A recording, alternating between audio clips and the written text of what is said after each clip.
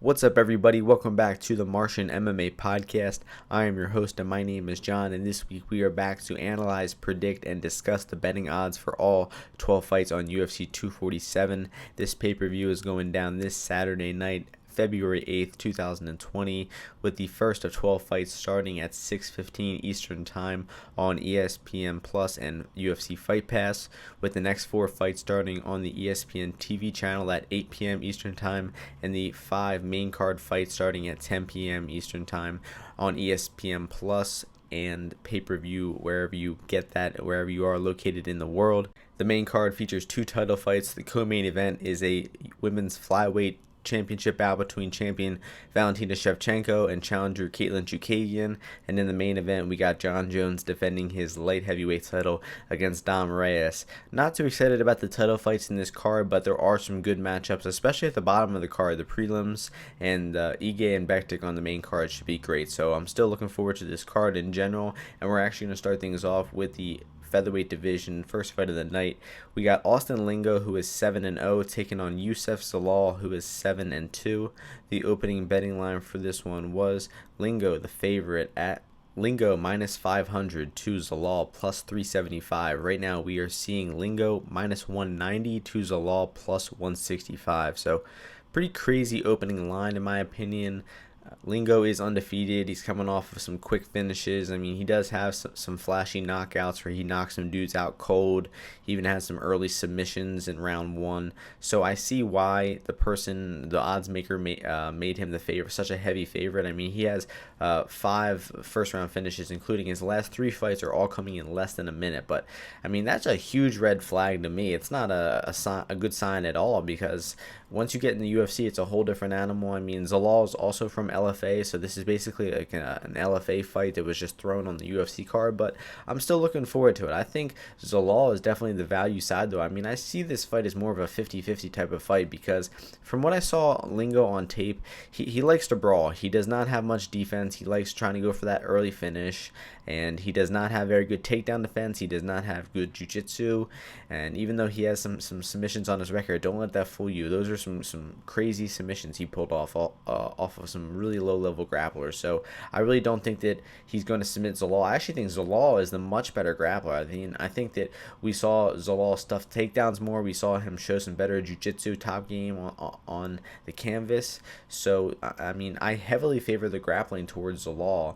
And even the striking in this one, Lingo has really no defense. And he could crack Zalal early and put him out and maybe get another first-round finish. But if he does not get that early finish, I think that Zalal is probably going to take this fight over, might start hitting his own takedowns, maybe even outstriking Lingo as the fight goes on. So I think eventually Zalal starts getting this fight to the floor and wins the fight late. So I'm going to pick Zalal to win this one by decision, and I was actually able to bet Zalal for 2 units at plus 205. I mean, I think this fight is more like 50-50, maybe a slight edge for Lingo because he has that power advantage and he's going to come out really aggressive, and I'm not quite sure Zalal is ready to deal with that yet, but I think that Zalal will be a good test for Lingo. I think this will be a fun first fight to kick off the card. And with that value at over 2-1, I mean, I did get in at the line at the good time because it still dropped to plus 165. Anybody who got in on him at 3-1, you got a great line. You probably have a hedging opportunity to make some guaranteed profits. So the pick in this one is actually going to be Zalal to pull off the upset, and I'm going to go with him to get a decision win, possibly even a submission. The next fight takes place in the bantamweight division. We have Andre Ewell, who is 15-6, taking on Jonathan Martinez, who is 11-2. The opening betting line for this one was Ewell minus 190, Martinez plus 165. Right now we are seeing Ewell minus 115 to Martinez minus 105, and really looking forward to this fight, and I've kind of been scouting it for a few weeks now. I was actually hoping to bet Martinez right when he came out, but for some reason I just didn't pull the trigger when he was plus 165.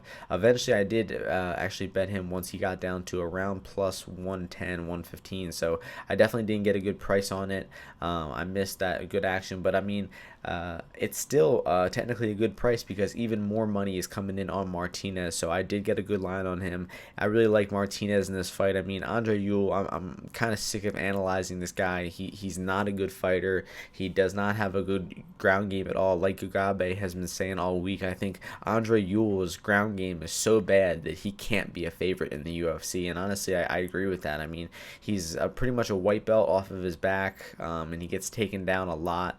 Even his striking is not very good. His footwork is terrible. He overextends and overcommits on all of his straight lefts, and I think that Martinez can outstrike him on the feet. I was really impressed with Martinez's striking against Liu in his last fight. I was impressed with Martinez's grappling against Luigi Baran in his fight before that. So I think that Martinez has the ground advantage and the striking advantage in this one. So I'm happy to bet him at plus money. Right now at a pick'em price, I mean, it might be a pass right now because, I mean, I could still see you betting Martinez because I do really cap him as the favorite, maybe minus 150. So there is value on Martinez. But there was plus money for so long. You can actually still get plus money out there on some markets. So if you get that plus money, I would recommend scooping it up before it disappears. And I think Martinez does win this fight. I think I could see him finishing as well, but have not seen as much finishing ability from him besides that vicious knee that he landed on Liu in round 3. But I mean, Yul gasses out in the end of rounds, and he gets finished often. So I could see Martinez getting that finish. So I'm just gonna pick Martinez to win this one. Let's go with decision as the official pick, but also got 2 units on him at plus 113 over on BetDSI a week or so ago. So I'm pretty happy with that number and picking Martinez to win. The next fight takes place also in the bantamweight division. We have Domingo Pilarte, who is 8-2, taking on Journey Newsom, who is 9-2. The opening betting line for this one was Pilarte, the favorite, at minus 120. Newson, the favorite, at minus 120. So a pick'em fight. I didn't realize this opened to pick'em, honestly. I believe the early action came in heavy on Pilarte. He went down to minus 150 at some points, but since then the action has been coming back on Newsom. And I think that I agree with the action on Newsom in this one. And it's a tough fight to pick because Pilarte made his UFC debut last fight against Colares, and he did not look good at all. I mean, he got taken down. He got pushed up against the cage in that fight. He really struggled with the grappling, breaking the body lock of Colares. He did have some good moments later in that fight, and he arguably won rounds 2 and 3. And I mean, he could have gotten that decision, but overall, I mean, he came into that fight as like a 3-1 favorite. He did lose a close decision, and he just did not look as good as most of us expected him to. And I mean, that's a really telling fight because Colares has had 3 fights in the UFC. It's his only win. He got totally outgrappled by Geraldo de Freitas, taken down like 7 times, got his guard passed 10 times, was just dominated on the mat in that one. And Pilarte really struggled with him. So I mean, how good is Pilarte? And you think about his fight on the Contender Series, don't forget that he almost got knocked out in round 1 by Vince Morales, and he was able to recover really well and get a takedown in round 2, get a rear naked choke and choke him out cold. It was a crazy fight. It was a great comeback finish, and he showed a lot of heart in that fight. But I mean, we really have not seen that much good from Domingo Pilarte for him to be the favorite in this fight. And the same really goes for Journey Newsom, because I see why the odds maker opened this at minus 120. It's a hard fight to pick, and the book is going to profit no matter what if you open it at minus 120 and you're not really sure. So, I mean, Newsom, his only fight in the UFC was a short notice loss to Ricardo Ramos not too long ago. And I think he showed some pretty good skills in that fight. I mean, he was going kick for kick, throwing some hard leg kicks at Ramos. He looked like he had a good understanding of boxing. He just couldn't get into that range because Ramos was so much longer than him. And he might face similar issues here with Pilarte, but if Newsom starts committing to some punches, I mean, Pilarte's defense is real bad. He has that tall man's defense. He's pulling his head straight back in a line, and I think that Newsom could probably land some power strikes on him. He throws some good hard spinning back kicks. He's hard to hold down on the mat. Ramos tried taking him down a few times, but he popped right back up to his feet, and he even escaped a back take from Ramos at one point too. So I think he's real powerful. He's fast. He's going to be able to possibly scramble out of Pilarte's back takes, scramble out of Pilarte's takedowns, and really make Pilarte work in this fight. And I mean, I'm happy to take the plus money on Newson, even though it's probably not going to be a good bet in retrospect. I don't know. I'm getting a bad feeling about this one after making the bet. I made the bet when I watched tape a few days ago. I might hedge out of it. Who knows? I might let it ride. But I think I bet Newson at plus 108 or somewhere around there. I'll have to double check the price. It'll be on my Bet MMA page later in the week. But I think Newson can scramble out of the takedown attempts and back take attempts from Pilarte, which is his bread and butter, and maybe make Pilarte push a pace a little bit, getting Pilarte tired. And I think Newson, his cardio looked great on short notice versus Ramos. And even though I don't see a clear path to victory for Newson in this one, besides just out kickboxing him and stuffing takedowns, I think he has the athleticism and the skills to beat Pilarte here. So I'm going to go ahead and pick Newson to win by decision, but this is not a confident pick. And probably just a pass in the betting window. The next fight takes place in the bantamweight division. We got Miles Johns, who is 10-0, taking on Mario-Bautista, who is 7-1. The opening betting line for this one was Johns, the favorite, at minus 245 to Bautista plus 175. Right now we are seeing Johns minus 130 to Bautista plus 110. So a ton of action coming in on Bautista. I totally agree with it. I honestly think that Bautista could be the favorite here. I think that Miles Johns looked really bad in his debut against Cole Smith. I had him losing rounds 1 and 2 of that fight, and somehow he got the decision. I mean, there were kind of close rounds. I could see him going back and forth, but I thought it was pretty clear that Smith won. Johns got his back taken a few times in that fight by Smith, one time standing, one time on the ground. It just seems like he's a wrestler at heart, and he doesn't really have much jiu-jitsu to go along with it. He struggles turning his takedowns in top position. He struggles with some of the submission grappling positions, like getting his back taken. So, I mean, I think that's a very dangerous spot to be in here against Bautista, who's got a ground game. He's got some slick jiu-jitsu off of his back, and I think that his striking is really where it's at. I mean, Bautista is, in my opinion, no question going to be winning the striking in this one. Bautista, his striking is great. I mean, I really enjoyed watching his fight against Jinsu Sun. He did great work in the clinch. He threw a lot of close range elbows, throwing knees in the clinch. His boxing and kicks look great too. He was using all 8 limbs. He had a good concept of defense. He was stuffing takedowns. I mean, it was a really good performance from Bautista in that fight. And I think that he has all the skills to beat Johns here. I mean, he's got the cardio.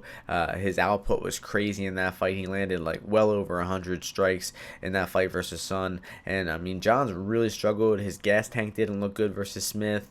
And I mean, I'm not impressed at all with Johns. In my opinion, he was pretty lucky to win that decision in that last fight. So, besides Johns hitting takedowns and improving his top position, and maybe some freak outcome with the finish, I don't see Miles Johns winning this fight. I actually think Bautista could be the favorite in this one, and I got 2 units on Bautista at plus money. I forget the number. I bet a lot of dogs early in this card, as you can see, so I'll update you all with the prices at the end of the card, but the pick is going to be Bautista to win this one by decision.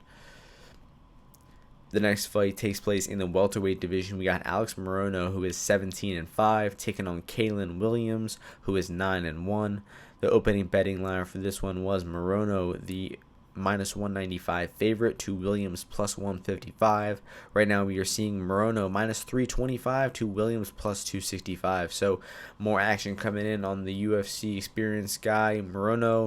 Ewell-Williams is coming in here making his UFC debut on about 10 days notice, and I mean the guy has been really active lately. I mean, he's got a deep amateur background career with something like 15 fights in his amateur career, and he only went pro 2 or 3 years ago, and he's already racked up 10 fights. He's fought 5-6 times in the past year and a half alone. So I mean, the dude is really active.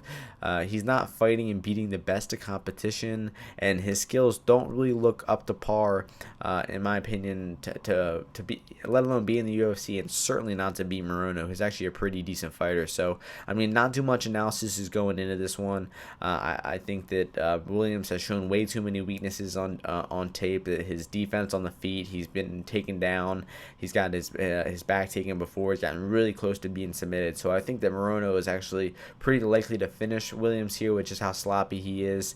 And not the most analytical take on this fight because there's not. I mean, there's a decent amount of footage on Williams out there, but I mean, I thought I saw what I had to see after I was just watching 2 or 3 of his most recent fights, and I think I get the feeling that Morono is going to roll in this one. He's beaten some pretty good guys like Zach Otto, finished him in the first round, and he's also coming off of a decision win over Max Griffin, where he looked good in that fight. Didn't look so good in the third round, but he's also coming off a decision off of Keenan Song not too long ago. So Morono's put together a good little streak in his past few fights, and he should be more than capable of beating Williams here. And I understand all the people coming in on him and betting him up into 3-1. I mean, he could be minus 400 here, honestly. So the pick is Morono. I'm going to go with submission to get it done.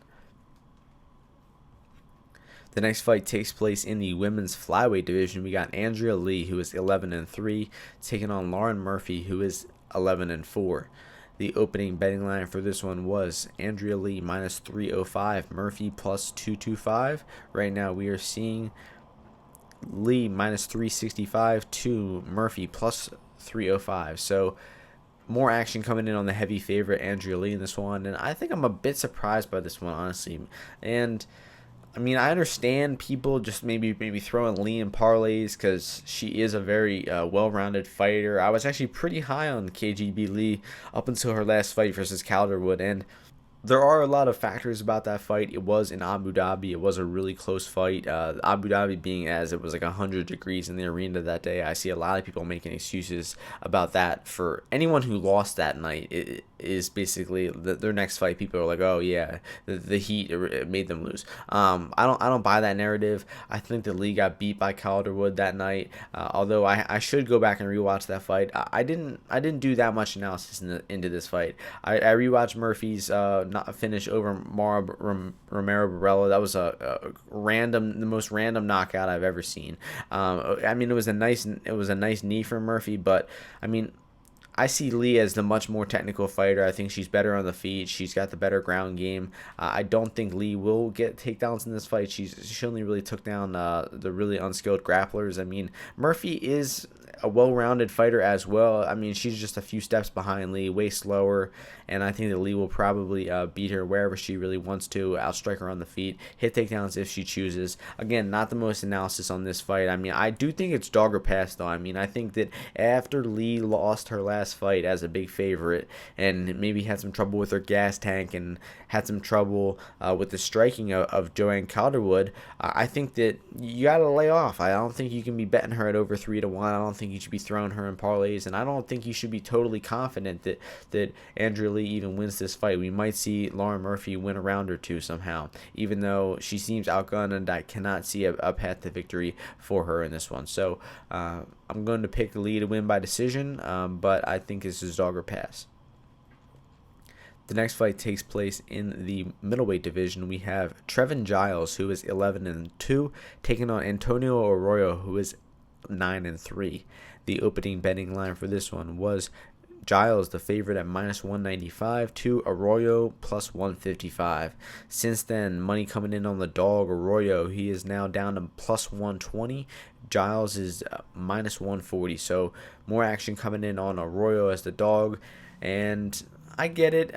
It seems like a pretty even fight. I'd say 60-40, maybe even 65-35 in favor of Giles. I mean, Giles, I think, is the much better fighter of the two. I mean, both of these guys are hard to trust, though. Giles especially. I mean, he looked good beating Bragan Neto and beating Bocnovich or something like that. Then took a long time off, and he came back versus Zach Cummings. His boxing was looking good. He always had good boxing. He was boxing up Cummings for the first 2 rounds, then gets caught with an overhand left and tapped out with a guillotine in round 3. And he was beating Gerald Mearshart in a pretty close fight. It was some back and forth grappling exchanges, but I mean, he landed takedowns on GM3. He kept some top position. He stuffed some takedowns from GM3 in that fight, and I mean, he held GM3 on his back for a while. So he has some decent top game, and I think that he could possibly hit takedowns and keep top on Arroyo, who really struggled with takedowns versus Muniz. But let me finish up on Giles before I jump over Arroyo. Giles' most recent fight against GM3, he was winning the fight, and in round 3, he goes for a single leg, gets caught in a guillotine, and gets choked out unconscious. I mean, he was tapping. Unfortunately for him, the referee didn't see it, and he had to go out cold. But I mean, it just seems like he loses focus in round 3. It seems like he has trouble putting together 3-round performances, and he honestly doesn't have a win in like 2 or 3 years in the UFC. So it's a risky bet. But I mean, from what I saw in Arroyo in that debut fight against Muniz, is he also has a lot of weaknesses. First of all, he gassed really bad in that fight. It might have been the nerves, but in round 1, he was huffing and puffing and looked pretty shook in there. I don't like to make silly judgments like that, but he got hit with an illegal knee at one point, and he took about a 2-minute break to really recover and gather himself, slow down his breathing, because it looked like he started a little too fast, got in some crazy grappling exchanges, and looked a little tired. And he really never recovered, though. He got taken down over and over in that fight. He couldn't get off his back. There was some moments where he was on top. And at the end of round 2 and round 3, he was able to escape bottom position and get on top of the feet. And it basically ended like Muniz laying on his back and Arroyo standing over him doing nothing. He was so tired that he couldn't do anything with the top position. I mean, he had a position to ground and pound Muniz. He was dog tired and he couldn't do it. So I mean, Arroyo on tape, he looked decent. He was throwing some really nice kicks, and his kicks are definitely his best attribute, but his boxing did not look that good. I mean, he was getting boxed up by Muniz in round 1, who Muniz appeared to me as pretty much primarily a grappler, and then he started outboxing Arroyo in that round 1, which was really shocking to me. So getting down to this matchup, if it's on the feet, I see it being Giles' punches versus Arroyo's kicks. And Giles does kind of run into body kicks sometimes. He did that versus GM3 a few times, and it could be a problem in this fight if he runs into a real hard southpaw body kick from Arroyo. It could put him down, or he could get hit with a head kick as well. But outside of that, I mean, I give Giles a big edge in the boxing. I think he has better offense, defense, and the takedowns. I got to give Giles that advantage. The jiu-jitsu, the top game, also an advantage for Giles. So I think Giles can win this fight standing, out kickboxing Arroyo, maybe even knocking him out on the feet, or hitting takedowns and out grappling him on the ground. So I'm going to pick Giles in this one. I think that it should be minus 195. I do agree with that opening line, minus 190, around the 65% mark is where I cap Giles for this fight. It's real hard to trust him, though. Even though we're at minus 140 right now and there's a lot of value on that line, you really got to be careful with these things, considering the guy has kind of pissed away 2 fights in a row, getting choked out in both of those round 3s in his most two recent fights. So hard to bet Giles. I have not betted myself, although as I mentioned, there is value on his line. The pick is Giles. I actually think he might get a knockout on Arroyo here, but let's go with decision just to be safe.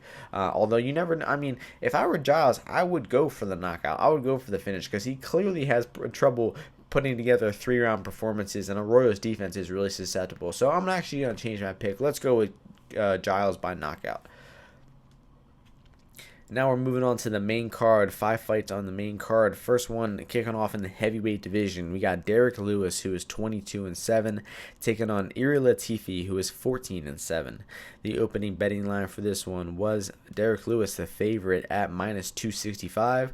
To Latifi plus 185. Right now we are seeing Lewis minus 225 to Latifi plus 185. So 2-way action coming in on this fight. The early action came in on looks like Latifi. I mean, the steady action has been coming in on Latifi, and rightfully so. I mean, minus 265, 285 for Derek Lewis. That's insane. I mean, he's a great personality. He brings some funny fights to that octagon. I personally love watching the guy fight because he's just a hilarious fighter, and he always puts on entertaining bouts. I mean, I was rewatching that fight versus Ivanov yesterday, and man, I was smiling through the whole fight. It was such a fun fight to watch. Derek Lewis got taken down a few times in that fight and was in some bad positions. He was in mounted crucifix. He was in side control of the Sambo guy Ivanov. above. And what do you know? Derek Lewis explodes up to his feet, stands up, and escapes to positions. Man, it was just a real fun fight to watch. I mean, he barely won that fight. I mean, it was a close fight. He spent some time on his back, and even the moments on the feet, he wasn't decisively winning. But the crowd was behind Lewis, and I think he did win the fight, to be honest. So he did win that decision. And honestly, it was one of his most well-rounded performances. He showed that it looked like his athleticism looked pretty good. He didn't have any trouble with his back. He was escaping bad positions on the ground. He had some decent output in round 3. And he's always had good round 3s too. Cardio has never been a huge issue for Lewis. So, I mean, you got to love Lewis. He's a fun fighter to watch. Not the most technical. And he has another good matchup here versus Latifi. Latifi moving up from 205. Suffered a few losses in a row, get knocked out by Ozdemir in his last fight and dropped a decision before that to Corey Anderson. I mean, he's fighting the best of the best at light heavyweight, the best of what you can get at light heavyweight. So I understand. I mean, he's not totally shot yet, I don't think, although he did look pretty athletically declined in that fight versus Ozdemir. But, you don't want to take that into too much consideration, because in that round 1 versus Corey Anderson, his boxing still looked pretty good. He was throwing some power punches, catching Anderson on the chin. So, I mean, Latifi is gonna be a dog here. I think, honestly, if this fight stays standing, it's not gonna be a sure thing that Lewis is just outboxing him. I think it could be really competitive, with Latifi possibly landing the power punches on the feet, and Latifi could be hitting takedowns. I mean, the guy has gone for a lot of takedowns throughout his career. He hit a lot of takedowns versus Tyson Pedro and John Vellante pretty recently, multiple takedowns in those fights. And with the way that Lewis got taken down so easily by Ivanov in round 2, he got body locked for a second and he practically fell right over into a takedown. So Lewis's takedown defense is not good. He also got taken down throwing a kick in round 1 versus Ivanov. So Latifi has opportunities to get this fight to the floor, and even on the feet, it's not a sure thing that Latifi is going to lose. I actually think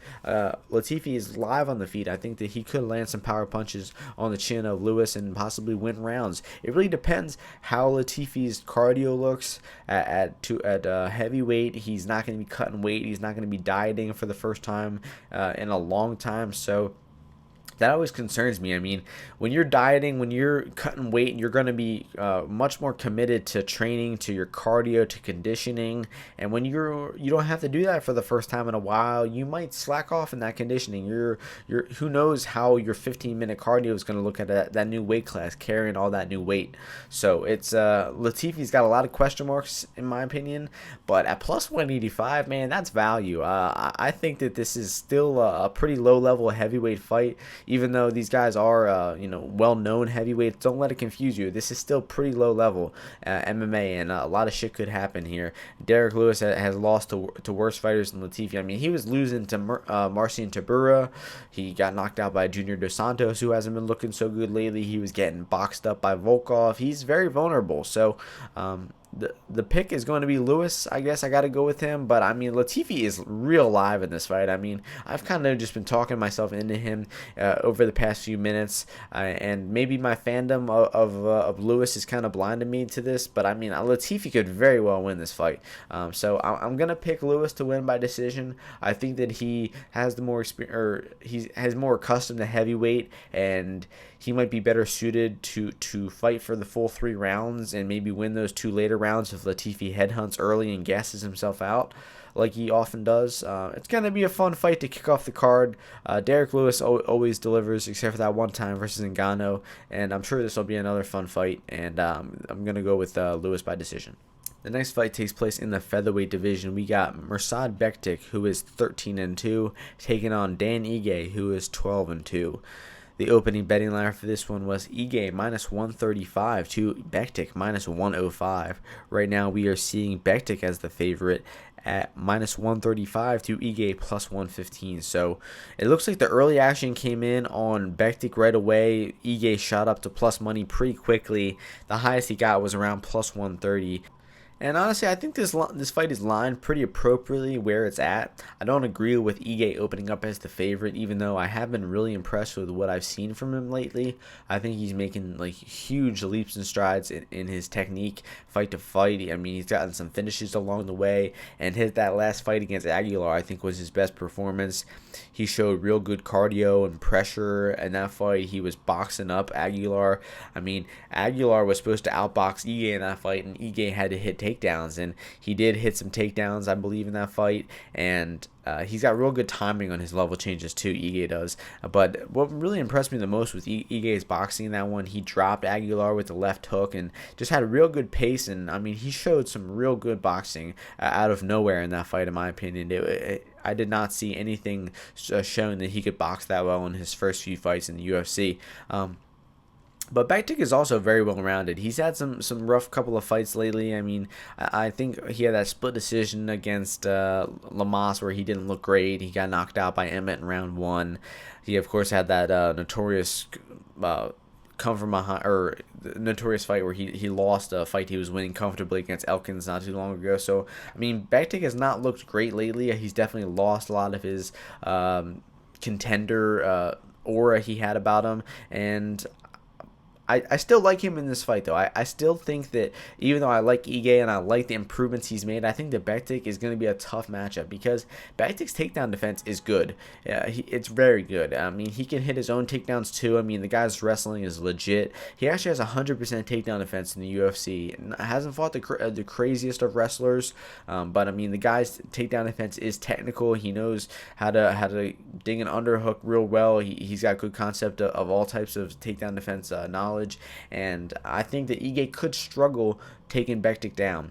And on the feet, I think that it'll be real close. I mean, Bektic has not shown too great boxing lately. I mean, he has a weakness in his defense for sure. He's real open to the right hand in the pocket, and that's what Josh Emmett was able to catch him with a couple times. And eventually Emmett dropped him with a jab and finished him up with some ground and pound. So I mean, I think it's hard to bet Bektic as a favorite. I'm not going to be betting Bektic at all in this one. I think that it's a dog or pass fight. I think that Ige could dog this one out with just outstriking Bektic on the feet. Maybe he comes in with a great game plan and doesn't go for takedowns and just straight out kickboxes Bektic. That would be a good plan. But he's probably going to have to defend some takedowns of his own, because if Bektic starts getting outstruck, he's going to be shooting his own takedowns, and he can hit those too, because he took down Lamas. I mean, he has got some good clinch striking as well. I mean, he's very well rounded. So I think that Bektic wins this decision 29-28. I think it's going to be a real fun, competitive fight. I will be cheering for Ige in this one to pull it off, and it could be a good live betting fight to look out for. If it's 1-1 heading into the third, I think that Ige honestly might be a good bet. So I'm going to be passing on the money lines in this fight pre-fight, but looking to live bet it and really looking forward to this fight. It's my favorite fight on the card, and can't wait for it. I'm really excited they put it on the main card too. Next fight on the main card is in the heavyweight division. We got Justin Tafa, who is 3-1, taking on Juan Adams, who is 5-7, or 5-2, excuse me. The opening betting line for this one is Adams the favorite at -185 to Tafa plus 145. Right now we are seeing Adams -250 to Tafa plus 210. So more action coming in on the favorite, Adams, this one. And man, this fight has been getting a lot of discussion. I've seen people been talking on this fight on Twitter like a lot. People were betting Adams early. A lot of people are criticizing them. Personally, I don't get being really heavily invested in this fight. I mean, I think there's a lot better spots on the card to bet, and I do think it's a favorite or pass situation. I do think that Adams is the far better fighter. Tafa is not UFC level. He's actually a really terrible fighter, and he swings wild punches on the feet. He's not even a good striker. No concept of defense. He ran hands down by his waist, face forward into that right hand from Jorgen de Castro and knocked him out cold in one punch. It was one of the knockouts of the year, and I mean, Tafa got slept in that fight. It was great to watch. I honestly cracked up when I watched it yesterday. Like I forgot how funny it was. So Tafa fights real emotional. He likes just brawling and throwing wild punches on the feet. He's got no technique. His ground game is real bad too. I mean, has no idea how to get off his back. I mean, he's got real no jiu-jitsu. He gets taken down easily, no ground game. So I mean, Adams, I give the advantage to him everywhere. Adams has the more technical boxing. He's got the reach, more experience fighting MMA, especially at this level. He's got some UFC wins. He actually has some decent kicks he throws from time to time as well. And Adams can hit takedowns. He has a decent ground game as well. He showed that versus Bueller, I believe. I mean, I do understand. No, versus De La Rocha. That's right. He really dominated Chris De La Rocha on the ground in that fight. So I think this is going to be a clear win for Adams. I mean, it is heavyweight MMA. Adams could get caught on the feet, but I mean, with how sloppy and uncoordinated Tafa's striking is, I would be pretty surprised to see Adams get knocked out in this one, even though he did kind of lay an egg in his last fight versus Greg Hardy. So I think that Adams outboxes Tafa on the feet, is probably going to take him down and finish him on the ground at some point in round 2. So the pick is going to be Adams TKO round 2. The next fight takes place in the women's flyweight division. For the UFC women's flyweight title, champion Valentina Shevchenko is 18-3. Katlyn Chookagian is 13-2. The opening betting line for this one was Valentina Shevchenko minus 600 to Chookagian plus 400. Right now we are seeing Shevchenko minus 1,000 to Chookagian plus 650. So huge favorite, Shevchenko, as she's always going to be, apparently, in the flyweight division at least. She seems to be ahead of all the competition that's in her division. But I would like to remind everyone that this is women's mixed martial arts, and that there are 2 instances of fights that I think alone, just going back and referencing these 2 fights, I don't think that Chookagian should be this much of an underdog. The first one is Nunes versus Jermaine Durandame.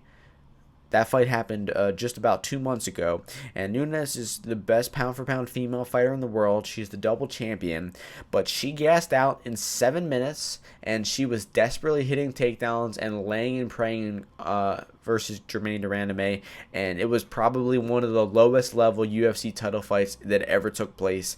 I mean, I think Nunes' stock crashed in that fight heavily.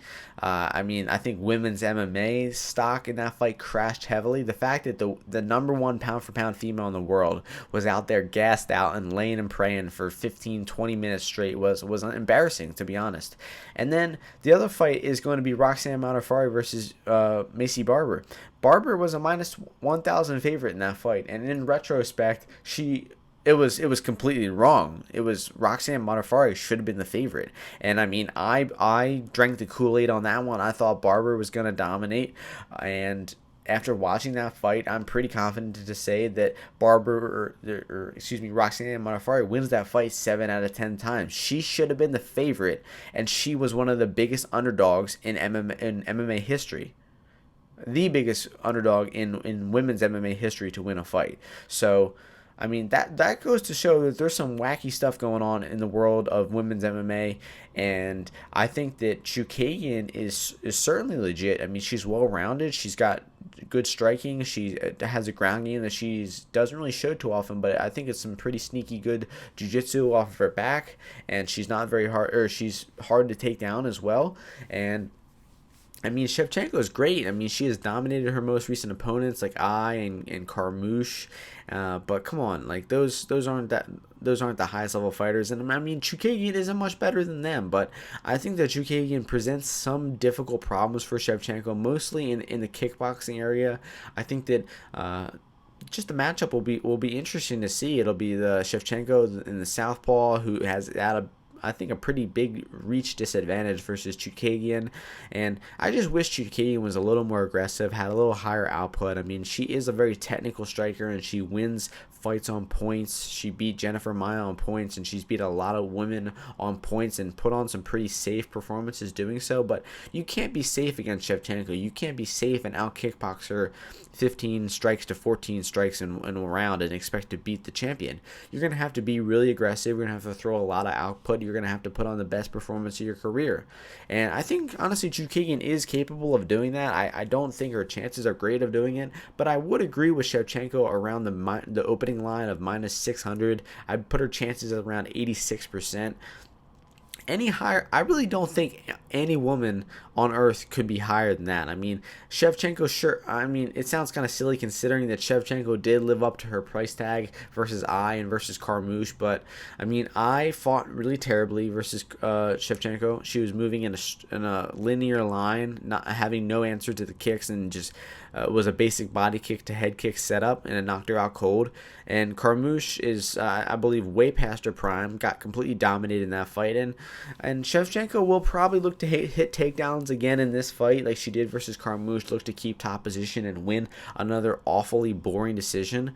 But I mean, I really don't think that she should do that. I mean, like I said, the stock of women's MMA after that Nunes fight crashed. And if Shev-Chook puts in another boring performance like she did versus Carmouche, I mean, it's going to be bad for her career and bad for women's MMA. So for the sake of the sport, I hope Shev-Chook comes out here and chases a finish and looks to maybe submit Chookagian on the ground. Even if Shev-Chook wants to, if she wants to keep this fight standing and look to really do damage on Chookagian, she should be the more damaging striker. I mean, she throws strikes with a lot more power. I think she's got the better round winning skills, and I think technique obviously would go to Shev-Chook as well. She throws better power punches, is a better counter striker. She's better than Chookagian in a lot of ways. So unless Chookagian is more aggressive and has a better output than she ever has, and finds a home for her leg kicks and her jab and starts frustrating Shev-Chook, stuffs some takedowns, I mean, a lot of things have to go right. Like I just said, she has to be more aggressive. That's one. She has to be throw with a little more damage. You know, she has to throw her strikes a little harder than she usually does, because she throws pretty lightly sometimes. I mean, she outpoints her fighters. She's going to have to do damage and make Shev-Chook uncomfortable, make her respect her striking. That's one. She's going to have to stuff takedowns. That's another. She's going to have to find her range, which is that long range where she can use her reach advantage. I mean, a lot of things have to go right for Chookagian to win. I do think Chookagian wins a round, maybe even two, but eventually loses her way to a decision. I don't think the fight will be very exciting. I mean, just the style matchup between the two, I just can't see it being exciting. I mean, I know people who have a hard time watching Chookagian fight other women's flyweights.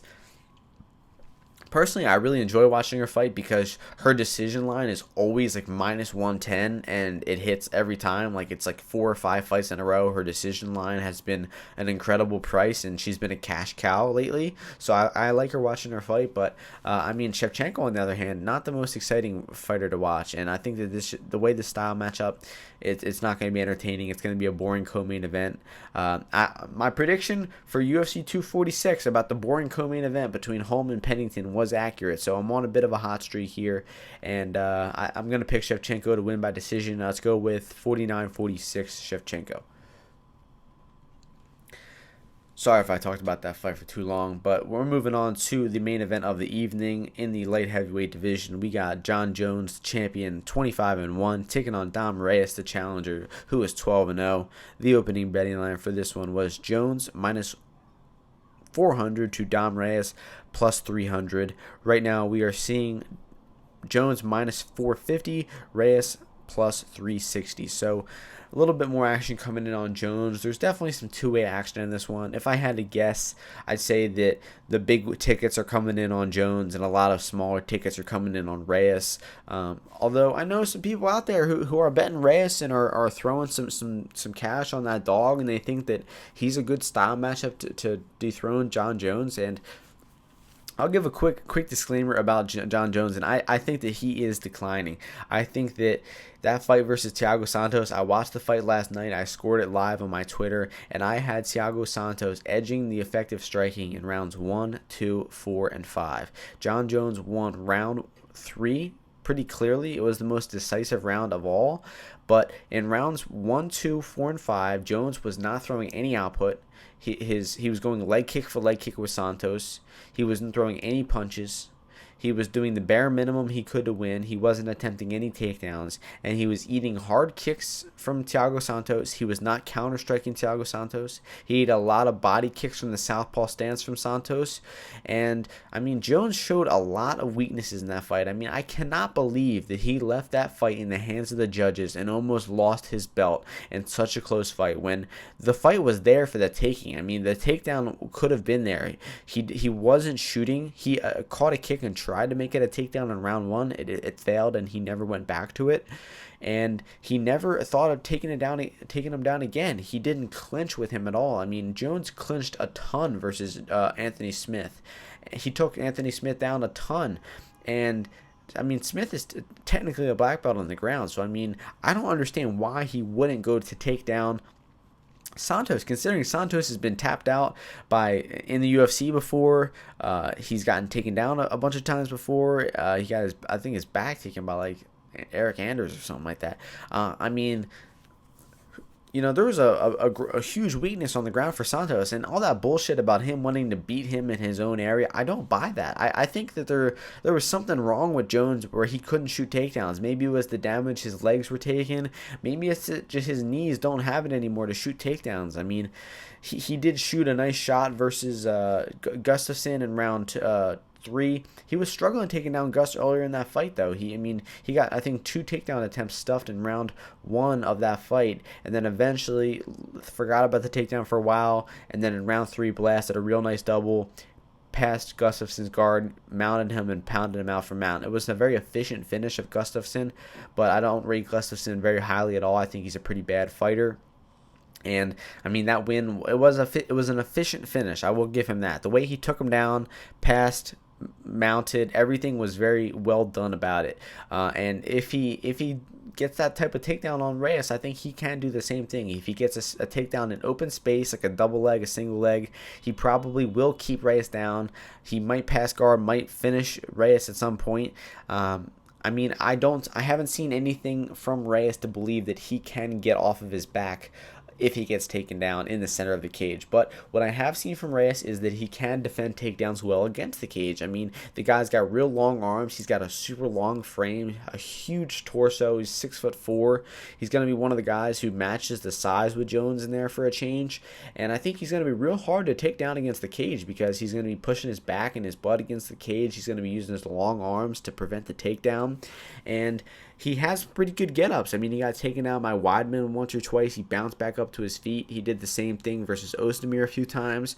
So, I mean, Reyes he doesn't try to fool around with jiu-jitsu. He doesn't try to play guard. He knows he wants to get back to his feet. So, I think that against the cage, if John Jones is shooting takedowns against the cage, he could struggle and he could maybe waste some energy and not get Reyes down. Reyes could get back up to his feet. And if John Jones wants to pursue takedowns in this fight, I suggest that he does it in open space, shooting double legs, shooting single legs, maybe looking for a body lock, inside-outside trip of some sort, or catching a kick of Reyes and turning that into a takedown. But, I mean, I think Jones' athleticism has declined a lot, and I think that he really doesn't have the style to grapple for multiple rounds in a row. I mean, he looked really sloppy in the grappling versus Anthony Smith, and where that was a fight where he did have a lot of grappling. I mean, he made a lot of errors. He tried passing guard and he looked pathetic trying to pass Smith's guard. He threw an illegal knee to the head of Anthony Smith in the middle of that fight. I mean, really weird in-fight decisions John Jones has been making lately. And I mean, Dominic Reyes, let's get over to him and talk about him for a little bit, because I don't think Reyes is that good, honestly. I think that his striking is good, I guess. I mean, it's not great. I mean, it's good for light heavyweight. I mean, he has some decent boxing, a nice straight left hand, a nice left kick from time to time. But, I mean, his footwork, his combinations, they're not there. I mean, he doesn't have... Even in a pure kickboxing fight, I think that he might get out kickboxed by John Jones. I mean, I think that Thiago Santos is honestly a better striker than Reyes is. So, I mean, I don't give Reyes a great chance at knocking Jones out at all. I mean, I really see that as unlikely, considering how just Jones' style is really avoiding the pocket, just pulling his head straight back in the line. And I don't think Reyes has the combination skills or the range skills to find the chin of Jones in any of those pullback exchanges. I'd say Reyes' best chance of winning this fight is honestly by decision, is by beating Jones on output, just like Thiago Santos did, by landing the more cleaner, harder strikes throughout the rounds. I mean, we could see Jones in another low output fight like versus Santos, but I mean, if I'm imagining Jones' game plan, I think he must know that he came real close to losing that Thiago fight, and that he needs to be more aggressive if he wants to keep his belt from going on forward. So I think he will be a little more aggressive in this fight. I think that he might have a higher output on the feet. I think we could see him pursue takedowns. I think Jones's win probability really depends on if he pursues takedowns. I mean, if he pursues takedowns heavy, he probably is going to win at like an 86% rate, like a minus 600 rate. But if he's trying to kickbox and do the same shit he did versus Santos, it's going to look more like minus 300, minus 200. So I give Reyes a small chance at finding a home for his left body kick, finding a home for those leg kicks that Jones struggled with versus Santos.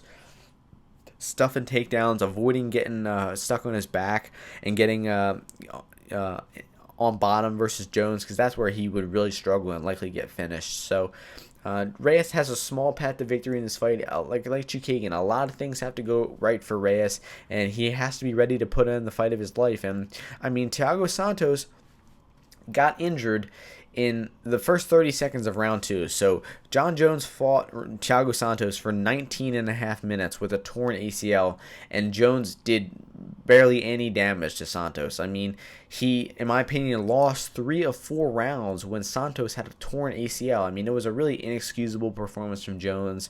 I think that the scoring criteria in that fight, when you analyze the fact that plan A is effective striking and effective grappling, you are supposed to be able to determine who is the more effective striker or grappler. And if you can't, which is really rare, if they're dead even, then you start looking to octagon control and aggression. And that's why I think people scored that fight for Jones, is because they think, oh, he's controlling the center, Thiago is backing up, he's, I don't know, scared. I mean, the guy had a torn ACL, of course he's going to be backing up. But real judges like Giorgino Camijo were able to recognize that despite backing up the entire time, Santos was landing the cleaner, harder strikes, and he beat John Jones that night. Camijo scored that fight 3-2 for Santos, and the other judges, I think, had it 3-2 for Jones. So, I mean, John Jones officially lost 7 rounds on the scorecards versus 7 of 15 rounds on the scorecards versus Thiago Santos. So, I think it's clearly evident that the guy is declining. He never would have lost to a guy on Thiago Santos' skill level, a few years ago. And I will one more last thing, a non-totally analytical note, but he is not a top 5 pound-for-pound fighter in the world right now. If you think a top 5 pound-for-pound fighter in the UFC would go to a split decision with Thiago Santos and arguably lose to him, I mean, you're wrong. He's not elite anymore. He's not the same fighter he once was. And there's, quite frankly, a lot of delusion surrounding John Jones' aura, his legacy, his resume. I won't go into it too much further. I mean, I have said my piece. I talk about it a lot on Twitter. You can see my discussion on it there. I would not consider myself a John Jones hater. I don't think this hate is rooted from his PED usage or all the crimes and stuff that he committed.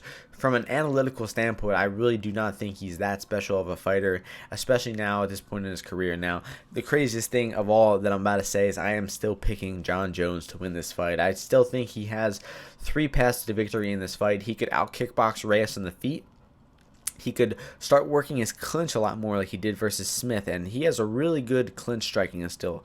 I will give him credit where it's due. His clinch striking is very good. He throws a lot of elbows, and he has a great understanding of control in the clinch, where he knows how to tie up your wrist, and he knows how to strike and not be in danger. So I'll give him credit. His clinch striking, I think, is still his best aspect. And then I think he can hit takedowns and win on the ground, too. So there's just too many paths to victory for Jones for me to pick against him in this fight. And I still think that there is a pretty decent gap between him and some of the other light heavyweights in the divisions. Light heavyweight is a pretty poor division, but I think that John Jones is still way ahead of the curve. And until we see My boy Magomed Ankalaev challenged for the UFC title, and I think John Jones will still be the UFC champion. So I'm picking John Jones to win by decision here. I don't think he'll be overly aggressive for the finish, but I think he probably wins about 3 or 4 rounds of this fight. I'm going to go with 49-46, same prediction as the co-main event, and I will pick John Jones to retain his title. So that is all for this podcast. I will have all my official bets and their prices up on my Bet MMA tips page. I'll just give you a quick rundown. I bet Zalal at plus 205. I bet Martinez at plus 113. Newson at plus 108. Let's see, Bautista at plus 110. And I believe that is all for me so far. We'll look to bet Shev-Chook decision, John Jones decision. The main event goes the distance. Maybe even the co-main event goes the distance. Looking to bet Trevin Giles money line. And that'll probably do it. Maybe even some live bets. Of course, some live bets throughout the night. And that's going to do it for this podcast. So this has been the UFC 247 edition of Martian MMA. Thank you all for listening to the podcast. Hope you enjoyed it. And I will catch you all next week before the next UFC card. Peace.